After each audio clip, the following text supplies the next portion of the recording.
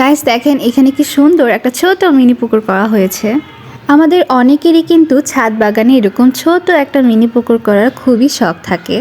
খুব বেশি কিছু যে লাগবে এটা বানাতে সেরকমও না, খুব ইজি ওয়েতেই কিন্তু আপনারা এই ছোট মিনি পুকুরটা বানিয়ে ফেলতে পারবেন আমাদের মতো করে। তো আমাদের এই মিনি পুকুরটা হচ্ছে আমার নানু বাড়িতে বড় মামার ছাদে। এখানে কিন্তু ছোট ছোট অনেকগুলো অ্যাকোয়ারিয়াম ফিশ ছাড়া হয়েছে।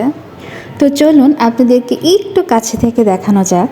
এই পানার নিচেই কিন্তু মাঝারি সাইজের একটা রেড কালার অ্যাকোয়ারিয়াম ফিশ আছে। আমি জানি না আপনার ভিডিওতে কতটুকু দেখতে পাচ্ছেন, ওই যে একটু লাল কালার কিন্তু দেখা যাচ্ছে।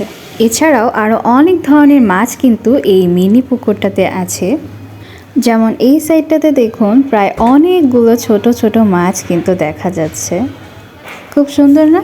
তো আমার মনে হয় আপনারা যারা একটু শৌখিনতা পছন্দ করেন তারা কিন্তু আপনাদের বাসার ছাদ বাগানে এরকম ছোট একটা মিনি পুকুর বানিয়ে ফেলতে পারেন।